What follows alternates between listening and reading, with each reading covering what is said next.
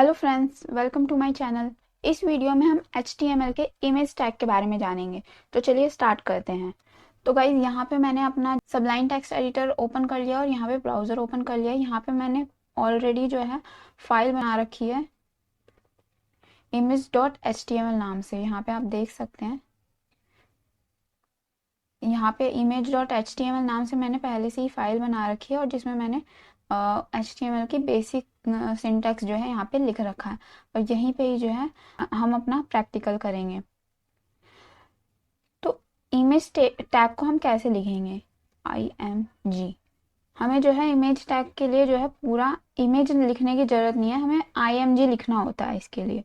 और इसका कोई क्लोजिंग टैग नहीं होता है, इसका सिर्फ एक ओपन टैग होता है। इसको हम ऐसे ऐसे करके यहाँ पे इस तरीके से हमें इसको क्लोज नहीं करना होता है। इसको बस हम इसका बस ओपनिंग टैग होता है, इसका कोई क्लोजिंग टैग नहीं होता है। मतलब जैसे बॉडी टैग है, यहाँ पे इसका ओपनिंग टैग है और यहाँ पे इसका क्लोजिंग टैग है। पर जो इमेज टैग है उसका सिर्फ जो है ओपनिंग टैग ही होता है, इसका स्टार्टिंग टैग ही होता है, कोई क्लोजिंग टैग नहीं होता, एंड टैग नहीं होता कोई इसका। तो मैंने यहाँ पे इमेज टैग तो लिख दिया है, पर इससे हमें कोई रिजल्ट दिखने वाला नहीं है। मैं इसको सेव करके आपको ब्राउज़र में दिखाती हूँ, कॉपी फाइल पाथ करके। यहाँ पे मैंने पेस्ट किया, एंटर किया, तो यहाँ पे कोई रिजल्ट आपको नहीं दिखेगा। इसके लिए पहले हमें बताना होगा कि कौन सी इमेज हमें जो है चाहिए, मतलब वो ब्राउज़र में दिखानी है। उसका जो है यहाँ पे हमें नाम लिखना होगा और उसका पूरा सोर्स, उसका हमें पूरा पाथ डालना होगा। तो इसको कैसे करना होगा? इसके लिए हमें लिखना होगा SRC। SRC का मतलब क्या होता है? SRC का मतलब होता है सोर्स, मतलब उसका इमेज का पाथ जो कि हमें ब्राउज़र में अपने दिखाना है। तो यहाँ पे हमें जो है इन्वर्टेड इक्वल का साइन लगा के इन्वर्टेड कोट्स के बीच में जो है हमें पूरा इमेज का नाम और उसका एक्सटेंशन और उसका पूरा पाथ जो है देना होगा। तब जाके हमारी जो इमेज है वो यहाँ पे शो होगी। तो मैं आपको यहाँ पे दिखा देती हूँ। ये जो है HTML फोल्डर है जिसमें जो है मैंने अपनी जो है image.html नाम की जो है फाइल बना रखी है। तो यहाँ पे मैंने एक इमेज ले रखी है यहाँ पे pic1 नाम से, और इसकी एक्सटेंशन आप देख सकते हो JPG है। तो आप देख सकते हो कि ये जो मैंने image.html वाली फाइल है और ये मेरी पिक्चर है, ये दोनों एक ही जगह है, मतलब एक ही फोल्डर है, HTML वाले फोल्डर में है ये दोनों ही। तो मेरे को यहाँ पे क्या करना होगा कि यहाँ पे मेरे को बस उस इमेज का सिर्फ नाम ही लिखना होगा। यहाँ पे दिख रहा होगा आपको pic1 है, ये दोनों जो है एक ही फोल्डर में है। तो इसके लिए जो है बस मुझे इसका पूरा नाम लिखना होगा विद एक्सटेंशन pic1, और इसकी एक्सटेंशन क्या है? JPG है। यहाँ पे आप देख सकते हैं टाइप में JPG। तो यहाँ पे मैं .jpg लिखूंगी और ये इसको मैं क्लोज कर देती हूँ। यहाँ पे मैं अपनी इस फाइल को सेव करती हूँ, यहाँ पे ब्राउज़र में रिफ्रेश करती हूँ। तो आप देख सकते हो ये जो है इमेज आ गई है। तो इस तरीके से आप जो है ला सकते हो। पर जो आपकी जो ये इमेज है और ये जो आपकी फाइल है, जो भी ये मैंने बना रखी है, ये आप यहाँ पे देख सकते हो image.html फाइल है और ये यहाँ पे, और ये दोनों जो है फाइल और इमेज एक ही फोल्डर में होना चाहिए। जैसे यहाँ पे है, ये दोनों HTML वाले फोल्डर में है, इमेज और मेरी इमेज और HTML वाली फाइल। सिर्फ इसी कंडीशन में हमें जो है बस नाम लिखना होगा, इमेज का हमें पाथ देने की जरूरत नहीं है पूरा, है ना। पर अगर ये जो है इमेज यहाँ ना होकर, यहाँ पे मैंने एक और फोल्डर बना रखा है इमेज नाम से, और यहाँ पे एक और पिक्चर ले रखी है मैंने pic2 नाम से। तो ये जो पिक्चर है, ये वाली जो है मुझे अपने ब्राउजर में लगानी है यहाँ पे, है ना। तो इसके लिए मैं क्या करूँगी? इसके लिए मैं सिर्फ यहाँ पे pic2 लिखूंगी और इसकी एक्सटेंशन भी जो है JPG ही है। यहाँ पे आप देख सकते हो इसकी एक्सटेंशन JPG है ना, इसकी भी एक्सटेंशन JPG है। तो अगर मैं इसका सिर्फ नाम ही लिखूंगी ना और सेव करती हूँ यहाँ पे ब्राउजर में जाके, और यहाँ पे ब्राउजर को रिफ्रेश करती हूँ, तो यहाँ पे देख सकते हैं आप, यहाँ पे एक कट का निशान आ रहा है, मतलब इमेज नहीं आ रही है, मतलब इमेज का पाथ गलत है। तो यहाँ पे मैंने एक यहाँ पे मेरा मेन फोल्डर है HTML, जिसमें मैंने अपनी image.html वाली फाइल बना रखी है। यहाँ पे एक फोल्डर है images नाम से, यहाँ पे मैंने ये इमेज रख रखी है। तो यहाँ पे मेरे को फोल्डर का नाम भी बताना होगा पहले। तो मेरे फोल्डर का नाम क्या है, इमेज। इमेज लगा के मुझे स्लैश लगाना होगा।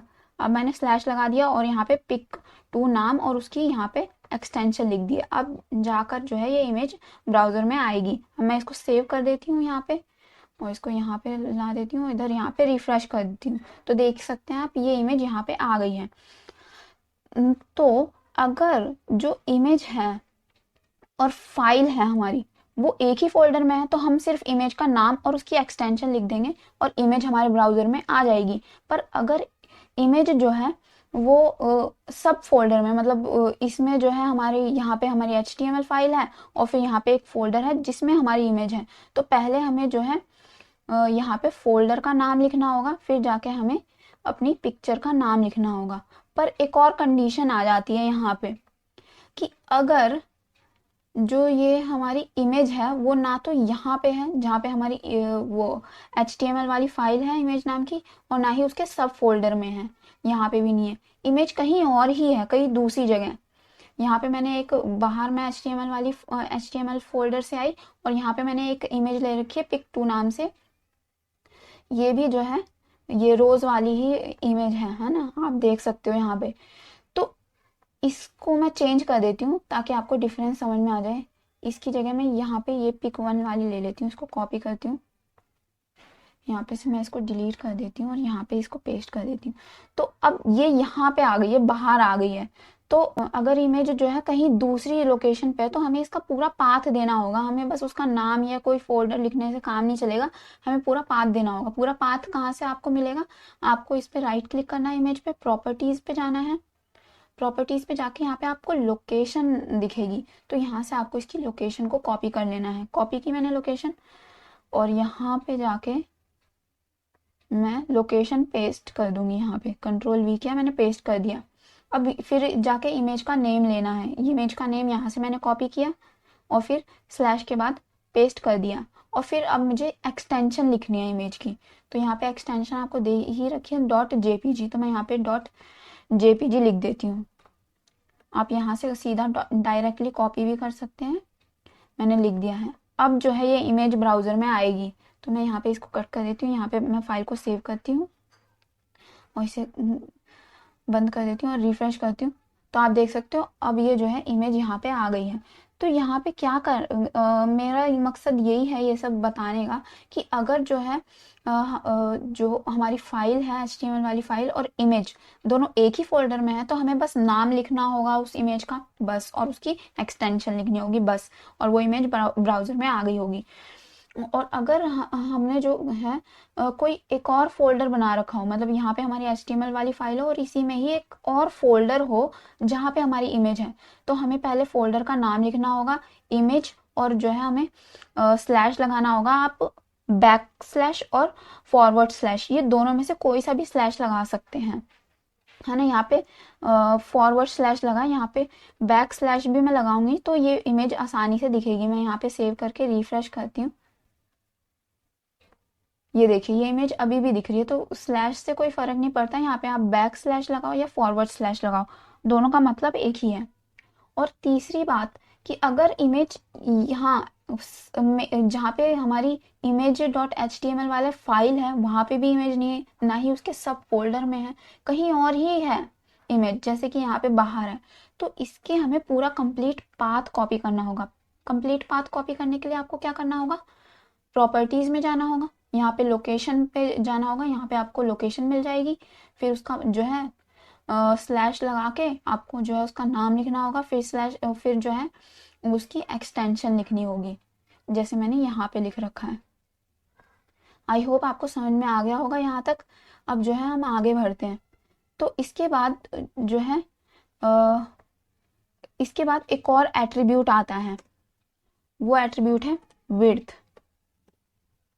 विड्थ क्या करता है, विड्थ एट्रीब्यूट जो है इस जो इमेज है उसकी विड्थ को बताता है कि इसकी जो चौड़ाई है इमेज की वो कितनी होनी चाहिए। यहाँ पे आप जो है दो तरीके से वैल्यू लिख सकते हैं, एक पिक्सल में या परसेंटेज में। पिक्सल्स में भी आप लिख सकते हो या परसेंटेज में, इन दोनों में से किसी एक फॉर्मेट में आपको जो है यहाँ पे विड्थ इसकी बतानी होगी। विड्थ जो है न्यूमेरिक में आपको बतानी होगी, नंबर्स में आपको जो है विड्थ इमेज की बतानी होगी। विड्थ मतलब चौड़ाई इमेज की, है ना। तो आपको अगर परसेंटेज में बतानी है इमेज की विड्थ, तो आपको वो परसेंटेज का निशान लगाना पड़ेगा। पर अगर आपको पिक्सल्स में बतानी है इमेज की विड्थ, तो आप पिक्सल्स लिखें या ना लिखें, इससे कोई फर्क नहीं पड़ता है, क्योंकि जो है ब्राउजर बाय डिफॉल्ट जो है इसको पिक्सल में ही लेता है इसकी वैल्यूज को। अगर आप इसमें कोई भी पिक्सल नहीं लिखते या फिर परसेंटेज नहीं लिखते, तो बाय डिफॉल्ट ये जो है पिक्सल्स में ही लेता है।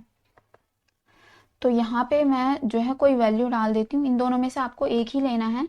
तो मैं यहाँ पे 100 लिख देती हूँ, 100। तो ये जो है इसका मतलब मैंने 100 लिखा है, तो इसका मतलब है 100 पिक्सल। पिक्सल मैं यहाँ पे लिख भी सकती हूँ और नहीं भी लिख सकती, तो मतलब ये आपकी चॉइस है, इससे कोई फर्क नहीं पड़ेगा आपकी इमेज की विड्थ को। तो मैं यहाँ पे रिफ्रेश करती हूँ, तो ये देख सकते हैं इसकी जो विड्थ है वो 100 हो गई है, 100 पिक्सल्स हो गई है। और अगर मैं यहाँ पे परसेंटेज करती हूँ 100%, तो इसकी विड्थ बढ़ जाएगी। और फिर यहाँ पे रिफ्रेश करती हूँ, तो ये देखिए आप देख सकते हो इसकी विड्थ बढ़ गई है। तो इस तरीके से आप जो है विड्थ एट्रीब्यूट का यूज करके आप इस इमेज की विड्थ को बता सकते हैं। अब आ जाता है हाइट एट्रीब्यूट। हाइट, हाइट में इसकी इमेज की हाइट बता सकते हैं, इसकी हाइट कितनी होनी चाहिए। तो मैं यहाँ पे 100 लिख देती हूँ और सेव करती हूँ और रिफ्रेश करती हूँ, तो इसकी हाइट देख सकते हैं आप 100 हो गई है, 100 पिक्सल्स। यहाँ पे मैं पिक्सल्स लिख भी सकती हूँ और नहीं भी लिख सकती, ये इससे कुछ फर्क नहीं पड़ता। देखिए मैंने पिक्सल्स लिख दिया, रिफ्रेश किया सेव करके, तो ये देखिए इमेज की हाइट जो है वही है 100 पिक्सल। पर अगर मैं यहाँ पे परसेंटेज लिख देती हूँ, तो यहाँ पे हाइट जो है बढ़ जाएगी इमेज की, तो ये देखिए बढ़ गई है। तो यहाँ पे आप पिक्सल्स में और परसेंटेज में किसी में भी जो है वैल्यू को लिख सकते हो। अब नेक्स्ट एट्रीब्यूट आता है इमेज का, वो है ऑल्ट एट्रीब्यूट। ऑल्ट का मतलब क्या होता है? Alter, alternative text. मतलब अल्टरनेटिव टेक्स्ट क्या होता है कि अगर हमारी इमेज मतलब हमारी इमेज दिखे ना, शो नहीं हो, तो वो टेक्स्ट उसकी जगह शो हो जाए। मतलब अगर ऐसा हो कि हमारी इमेज जो है हमारे फोल्डर से डिलीट हो गई हो, या फिर उसका हमने पाथ गलत दे दिया हो, तो उसकी जगह इमेज नहीं शो होती है। आपको पता ही है कि कट का निशान आता है। मैं इसको यहाँ पे से मैं इसका पाथ थोड़ा सा गलत दे देती हूँ, है ना। तो देख सकते हैं आप, रिफ्रेश किया मैंने, तो यहाँ पे आपको कट का निशान दिख रहा होगा, ये देख सकते हैं आप, ये वाला आइकन आपको दिख रहा होगा। मैं थोड़ा सा जूम कर देती हूँ, ये वाला आइकन आपको दिख रहा होगा। तो इमेज जब नहीं आती है, मतलब उसका पाथ गलत होता है, या फिर वो वहां पे होती ही नहीं है जहां का हमने पाथ दे रखा है, तो जो है ऐसा जो है शो होता है। तो अगर इसके साथ और भी कुछ मैसेज शो हो जाए, उसके लिए जो है हम यहाँ पे अल्टरनेटिव टेक्स्ट का यूज करते हैं। मतलब अगर हमारी इमेज नहीं शो हो रही हो, तो हमारा जो है ये जो हमने अल्टर में कोई टेक्स्ट लिखा हो वो शो हो जाए उसकी जगह। तो यहाँ पे लिखती हूँ मैं फ्लावर इमेज।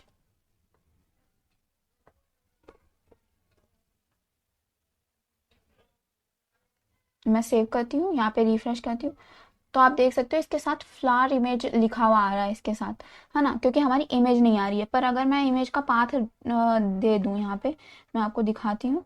यहाँ पे मैं HTML वाले फोल्डर में गई, ये HTML वाला फोल्डर है।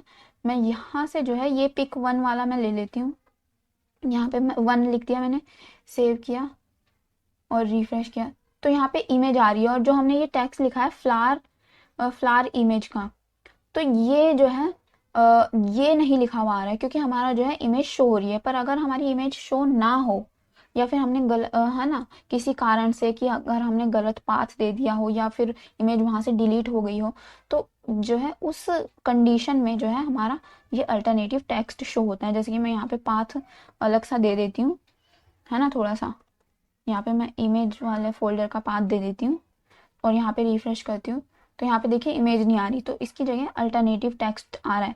तो अल्टरनेटिव टेक्स्ट का यही मतलब काम हुआ है कि वो जो है इमेज ना शो हो रही हो, तो वो जो है अल्टरनेटिव टेक्स्ट जो हमने लिख रखा है वो शो होगा ब्राउज़र में, जैसे यहाँ पे शो हो रहा है। तो गाइस आई होप आपको समझ में आ गया होगा। अब मैं आपको फिर से रिवाइज करवा देती हूँ कि मैंने क्या क्या बताया। पहले तो मैंने इमेज टैग लिया।